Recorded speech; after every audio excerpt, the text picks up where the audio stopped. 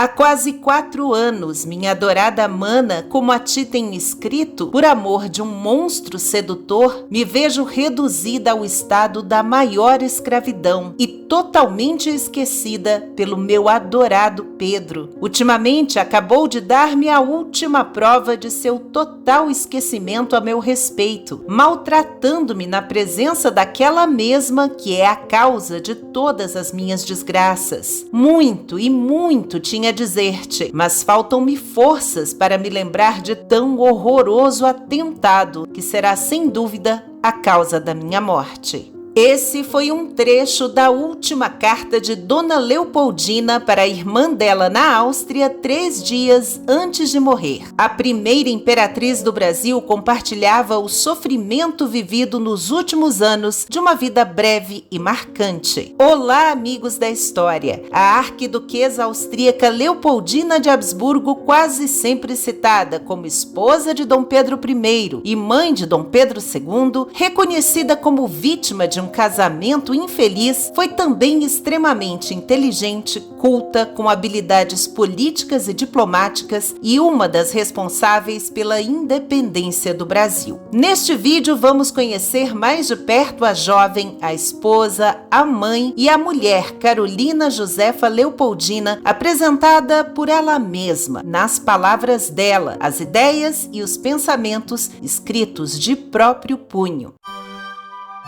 Nascida no fim do século XVIII, ainda longe dos melancólicos anos de casada, a infância e a juventude foram vividas na corte de uma das dinastias mais antigas e poderosas da Europa, os Habsburgo. Ela era uma das filhas de Francisco, primeiro imperador da Áustria e último do Império Romano-Germânico, também chamado de Francisco II. A educação da família católica era voltada para o serviço da vida pública, ou seja, Leopoldina foi criada para governar. Fazia parte da formação o aprendizado de várias línguas e ela mesma falava com perfeição o francês, o alemão e o italiano. Estudava inglês e aprendeu português antes de ir para o Brasil. Também teve aulas de música, teatro, desenho, etiqueta, cerimonial e boas maneiras. Órfã de mãe aos 10 anos, Leopoldina logo se afeiçoou à madrasta, mas também viveu as turbulências da Revolução Francesa. E mais tarde, quando as tropas de Napoleão chegaram a poucos quilômetros de Viena, a família real austríaca foi forçada a fugir da cidade. A jovem era vivamente interessada por literatura, botânica, astronomia e geologia, os mesmos interesses que seriam herdados depois pelo futuro filho dela, Dom Pedro II. Leopoldina também foi bastante influenciada pelo príncipe de Metternich, importante chanceler austríaco que, no papel de diplomata, cuidava ainda das alianças políticas por meio dos casamentos entre as famílias nobres. A jovem sonhava com um futuro quase impossível para a época, como registrou em seu diário. Agora, porém, vamos ao que interessa. Se Metternich não encontrar um marido para mim, quero ter a permissão para estudar mineralogia, até saber tanto quanto o meu inteligente professor Schuch. Sei que até hoje nenhuma mulher jamais estudou mineralogia, pois as mulheres não podem entrar na universidade de modo algum, mas isso não será impedimento para mim. O que vai acontecer é que eu simplesmente serei a primeira a fazê-lo. Mas em vez de universidade, aos 20 anos de idade, Leopoldina foi prometida em casamento ao príncipe Pedro, herdeiro da Casa de Bragança, que reinava em Portugal desde 1640 e que sempre soube usar bem da política externa para garantir a estabilidade no poder. Era também uma maneira de dar um freio nas aventuras sexuais do jovem e fogoso Pedro, de apetite insaciável, como relatado já na época. Para ele não importava a condição social, mucamas, estrangeiras, criadas ou damas da corte. Naquela altura mantinha um caso amoroso com uma atriz francesa e com a irmã dela.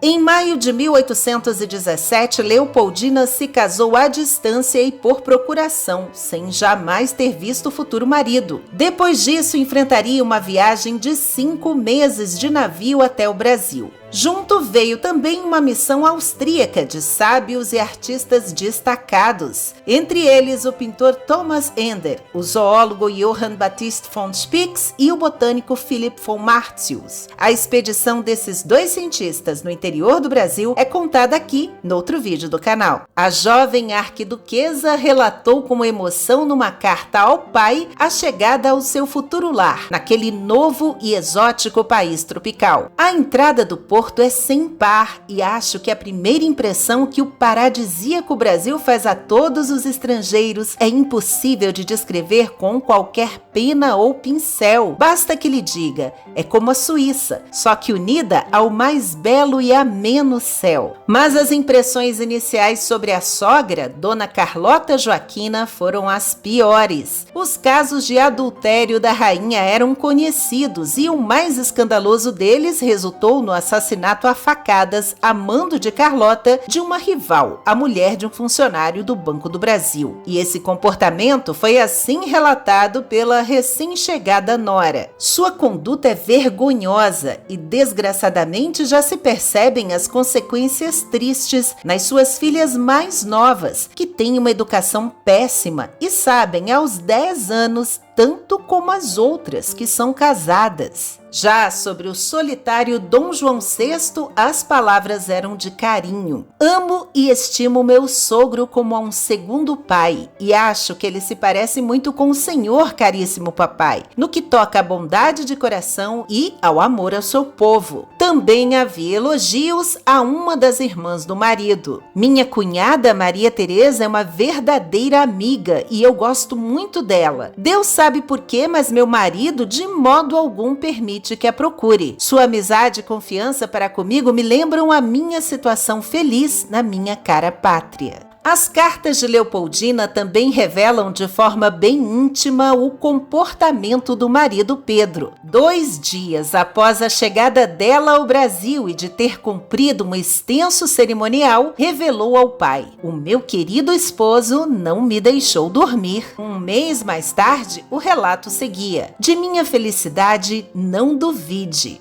Aos poucos, ela começaria a contar também sobre as características desagradáveis do marido. A principal confidente era uma das irmãs, e Leopoldina tinha 4, Luísa, Clementina, Carolina e Ana. A correspondência era com a irmã Maria Luísa, segunda esposa de Napoleão e mãe do herdeiro francês, Justo Napoleão, a quem ironicamente elas aprenderam a odiar na infância, coisas da política. E numa carta no início de 1818, Leopoldina dizia o seguinte sobre Dom Pedro: "Quero descrevê-lo a você com poucas palavras e com toda a franqueza, convencida de que esta carta não chegará a outras mãos, senão as suas, minha querida. Com toda a franqueza, diz ele tudo o que pensa, e isso com alguma brutalidade. Habituado a executar a sua vontade, todos devem acomodar-se a ele. Até eu sou obrigada a admitir alguns azedumes. Vendo, entretanto, que me chocou, ele chora comigo. Apesar de toda a sua violência e de seu modo próprio de pensar, estou convencida de que me ama ternamente." Leopoldina estava apaixonada. Mas Pedro levava a própria esposa aos encontros com a amante dele, a atriz e bailarina francesa Noémie Thierry, que estava grávida. Para abafar o caso, Dom João VI enviou a moça para Recife, onde deu à luz a um menino que morreu em poucos meses. O corpo foi embalsamado e enviado ao Rio de Janeiro. É dito que depois, de maneira bizarra, Pedro escondeu o caixão com o filho morto num dos armários da Real Quinta da Boa Vista. A criança só foi enterrada anos mais tarde, já no período regencial. Em abril de 1819, nasceu a primeira filha de Leopoldina e Pedro, a menina Maria da Glória, que viria a ser a futura rainha de Portugal. Mas nada mudou no comportamento do príncipe, ainda mais infiel durante a gravidez da esposa.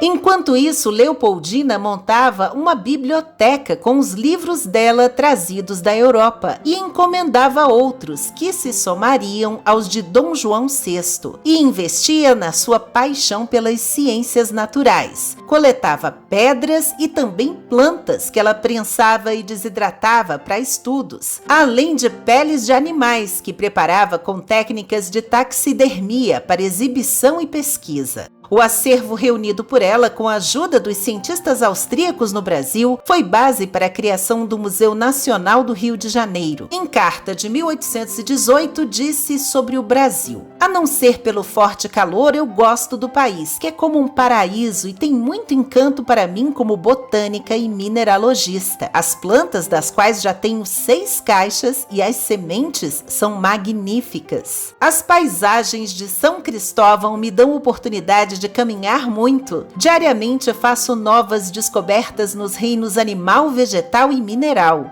Em dezembro do mesmo ano, revelou: "Faz 15 dias que estou em Santa Cruz. Embora esteja no 6º mês de gravidez e tenha uma barriga do tamanho de um enorme barril, passo o dia caçando, o que me distrai muito, pois apenas nas matas sombrias, ermas, posso pensar em meus velhos conhecidos e deles sentir saudades em paz e à vontade." Anos depois, em 1823, mais um relato por carta. "Acabo de retornar de uma pequena excursão pelos caminhos de São Paulo, por onde cavalguei em 3 dias mais de 35 milhas alemãs. Trouxe pássaros muito belos e um grande crocodilo, que aqui é chamado de jacaré. E ela não contribuiu apenas para o desenvolvimento científico no Brasil, mas também foi peça-chave na independência do país." Para não perder o trono, em 1821, Dom João VI foi obrigado a retornar para Portugal. Após a Revolução Liberal do Porto, as cortes portuguesas exigiam que o Brasil voltasse a ser colônia. Mas Leopoldina, grávida novamente, não tinha condições de fazer a travessia do Atlântico e insistiu para que o marido também ficasse. Dom Pedro, agora príncipe regente no lugar do pai, era influenciado pela esposa a liderar um movimento de resistência. Ela ainda contratou militares estrangeiros para chefiar as tropas brasileiras contra os militares de Portugal e contra uma possível futura invasão dos portugueses. Em uma carta ao pai, relatou a crise política: "Aqui reina verdadeira miséria. Todos os dias novas cenas sediciosas. Os verdadeiros brasileiros são cabeças boas e calmas. As tropas portuguesas, porém, estão animadas do pior espírito. Deus sabe o que pode acontecer ainda conosco." E em carta a uma tia, pouco após a tomada de decisão do marido de ficar no Brasil, ela disse: "É preciso fazer o sacrifício de ficar na América, o que estou pronta a fazer para o sossego e felicidade de minha nova família." Na ausência de Pedro em viagem a São Paulo na busca por apoio político para a emancipação do Brasil, Maria Leopoldina, como ela mesma se nomeou, ou Dona Leopoldina, como passou a ser chamada pelo povo, assumiu o poder como regente interina, tendo José Bonifácio à frente do Conselho de Ministros. Ambos assinaram uma carta enviada com urgência que informava sobre a necessidade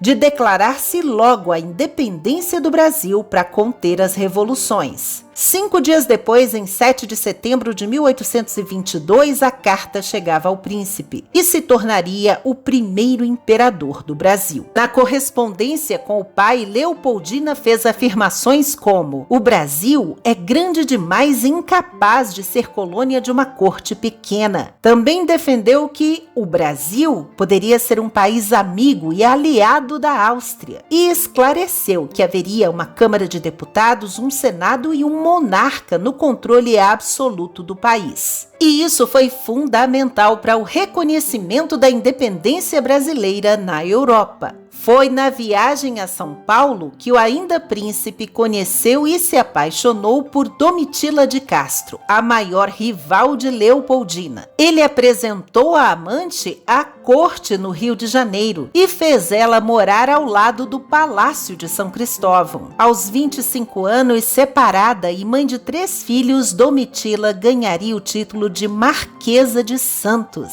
concedido pelo agora imperador Dom Pedro I, que chegou ao cúmulo de dar a ela a posição de dama camarista da imperatriz Dona Leopoldina. A amante acompanhou o casal numa viagem de 2 meses à Bahia. Lá, enquanto Domitila e o monarca foram hospedados nas dependências do Palácio do Governo, especialmente preparadas para eles e onde faziam suas refeições juntos, a esposa e a filha, Maria da Glória, foram instaladas num prédio ao lado. Enquanto as correspondências entre Dom Pedro e a amante eram cheias de declarações fogosas e apaixonadas, as cartas de Leopoldina para o próprio marido revelavam o desprezo que ela sofria. Com o passar do tempo, irritada, a esposa passou a repreender o imperador, como quando pediu a ele que ao menos datasse as cartas que mandava para ela, ou que escrevesse com mais frequência, que desse a ela um mínimo de atenção, ou ainda que desse provas de determinação política. Dom Pedro teve 5 filhos com a amante e mais um com a irmã dela, com quem também tinha encontros amorosos. Em meio ao escândalo e às humilhações públicas, Leopoldina se dedicava aos seus 6 filhos com o imperador e à caridade. Chegou a gerar dívidas ao império para atender os necessitados. Dom Pedro nem dormia mais no palácio. Mesmo assim, em outubro de 1826, a imperatriz estava grávida novamente. E com a prolongada ausência do marido, ela já pensava em voltar para a Áustria. O imperador também já perdia o prestígio entre a população. Para recuperar a sua imagem, ele resolveu que lutaria em campo, na Guerra da Cisplatina, contra as províncias do Rio da Prata, a atual Argentina.